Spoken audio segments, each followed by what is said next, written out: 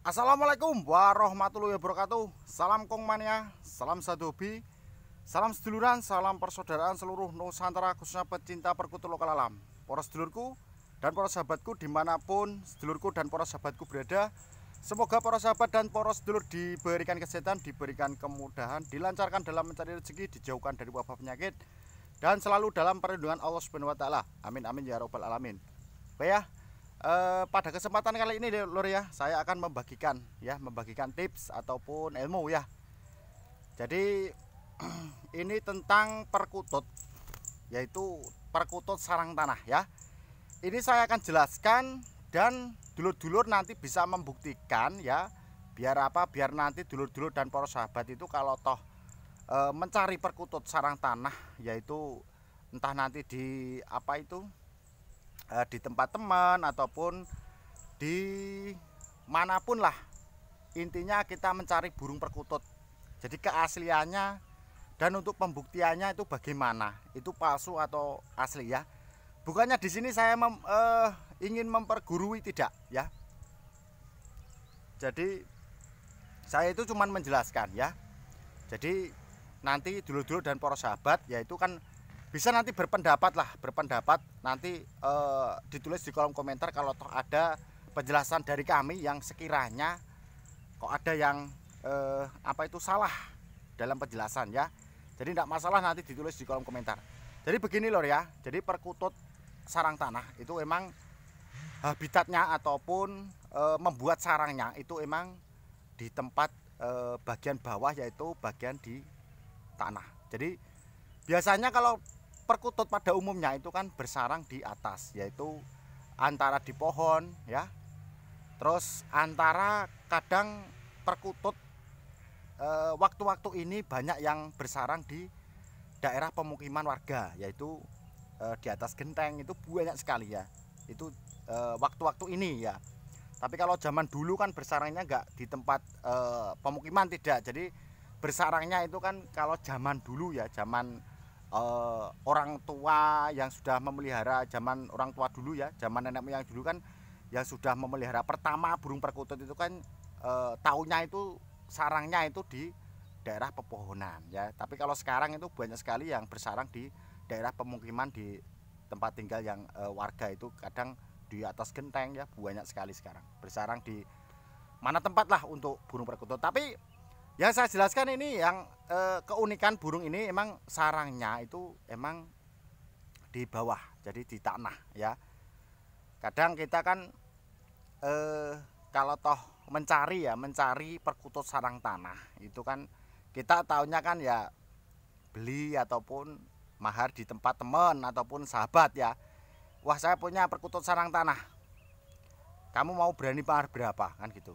Jadi begini loh ya, untuk membuktikan keasliannya, yaitu kita harus meminta videonya. Itu yang saya maksud gini. Pertama, jadi perkutut itu kalau emang perkutut itu sarang tanah, itu minta video dari pembuatan awal sarang, itu harus di video dulu ya. Di video. Jadi pembuatan sarang pertama ya di tanah itu minta di video ya. Itu yang pertama. Terus kedua, jadi perkutut itu nanti setelah bersarang ya, nanti kan paling enggak bertelur. Lah itu kita minta videonya perkutut setelah buat sarang kan tetap bertelur. Terus ketiga, perkutut setelah bertelur paling enggak diingkrami. Lah itu kita juga minta videonya dulu ya. Terus yang keempat, sampai burung perkutut itu menetas ya, kita juga minta video. Terus yang terakhir, sampai burung itu dilolos sama indukannya untuk perkututnya. Lah itu minta videonya. Jadi kalau kita cuman diberitahu oh ya ini perkutut sarang tanah ya, itu kalau saya itu belum masuk kategori itu. Saya belum bisa membuktikan 100% itu sarang tanah ya. Bukannya saya mempergurui, bukannya saya harus komentar, tidak ya. Jadi biar apa? Biar nanti dulur-dulur dan para sahabat itu tidak tertipu dengan perkutut sarang tanah. Kalau kita emang bener-bener mau mencari sarang tanah ataupun mau mahar sarang tanah di tempat teman kita ataupun sahabat kita. Jadi intinya gitu. Jadi kita pembuktiannya seperti itu. Tapi kalau zaman sekarang, zaman era modern sekarang ya, dengan kecanggihan teknologi ya, banyak video ilustrasi ya, banyak video ilustrasi. Nah, untuk video ilustrasi sendiri itu kalau menurut saya itu cuma 20%. Itu cuma 20% ya. Jadi dulur-dulur dan para sahabat, kalau toh ingin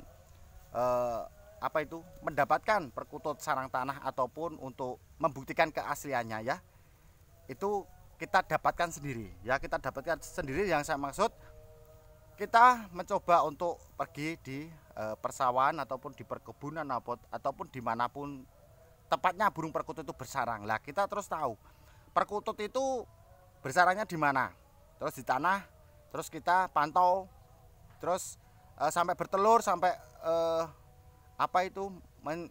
sampai menetas, terus kita ambil, kita merawat, kita pelihara. Lah itu yang membuktikan untuk keaslian burung perkutut sarang tanah.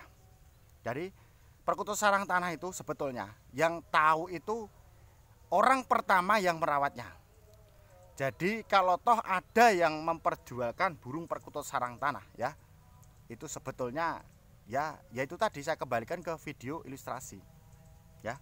Karena dengan kecanggihan teknologi ya itu tadi. Jadi banyaklah video ilustrasi seperti itu ya. Jadi di sini saya jelaskan, saya jabarkan. Jadi dulur-dulur dan para sahabat kalau ingin mencari perkutut sarang tanah, yaitu ya hati-hatilah. Jangan sampai dengan dengan iming-iming ya, dengan iming-iming ataupun ada yang bilang oh ini sarang tanah. Tapi kalau kita tidak tahu sendiri ya jangan ya. Itu kalau saran saya ya. Tapi kalau dulur-dulur dan para sahabat emang ingin mengambil perkutut sarang tanah dari teman ataupun sahabat ya, sekiranya belilah. Tapi ya itu tadi, kalau bisa itu teman yang dekat, teman yang dipercaya ya. Jangan sampai kita asal-asalan mengambil perkutut sarang tanah. Karena apa? Perkutut sarang tanah itu zaman dahulu ya, itu kalau orang tua zaman dahulu itu mengatakan perkutut yang relatif kecil ya. Jadi perkutut itu kecil, relatif kecil ya, tidak besar. Tapi tergantung habitat ya, untuk tempat tinggalnya. Biasanya perkutut sarang tanah itu kebanyakan itu kecil, tapi kalau tergantung habitat kadang ada yang agak besar. Karena apa? Perkutut sarang tanah itu kalau dewasa pun ya, itu postur tubuh itu seperti ataupun corak itu seperti perkutut pada umumnya ya. Jadi kita tidak bisa membedakan perkutut itu sarang tanah atau tidak. Karena persis perkutut sarang tanah itu tidak ada kecorakan dari bulu itu berbeda, itu tidak. Ya, itu persis sama perkutut pada umumnya. Tuh, ya. Jadi makanya kalau zaman dulu itu mengatakan nenek moyang ataupun orang tua zaman dulu itu mengatakan perkutut rayap, ya, karena bentuk tubuh dan postur tubuhnya itu relatif kecil. Nah, itu ya dulur ya.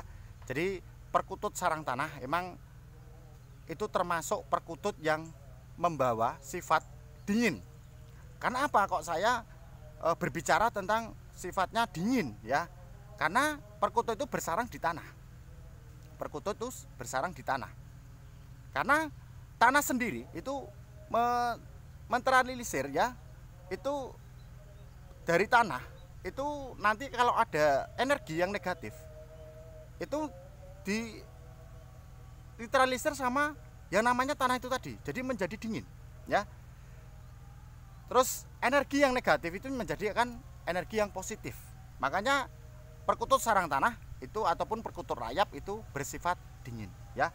Jadi kalau toh dulur-dulur dan para sahabat itu kalau toh mempunyai perkutut sarang tanah itu berarti keberuntungan dulur-dulur dan para sahabat ya. Jadi kalau bisa jangan